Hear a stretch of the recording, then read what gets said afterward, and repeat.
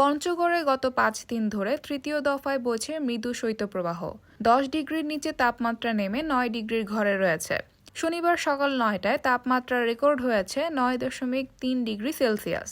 গত শুক্রবার সকাল ৯টায় তাপমাত্রা রেকর্ড হয়েছিল ৯.৫ ডিগ্রি সেলসিয়াস। গত ২৪ ডিসেম্বর থেকে ৯ ডিগ্রির ঘরে তাপমাত্রা রেকর্ড হওয়ায় ৪ দিন ধরেই মৃদু শৈত্যপ্রবাহ বইছে পঞ্চগড়ে। এর আগে ১৩ ডিসেম্বর থেকে ১৮ ডিসেম্বর পর্যন্ত টানা ৬ দিন মৃদু শৈত্যপ্রবাহ ছিল।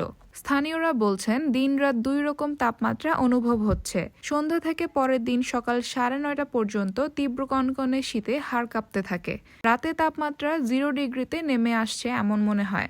আবার ভোরেই ঝলমলে রোদ দেখা দেয়। বেলা বাড়ার সঙ্গে সঙ্গে বাড়তে থাকে তাপমাত্রা।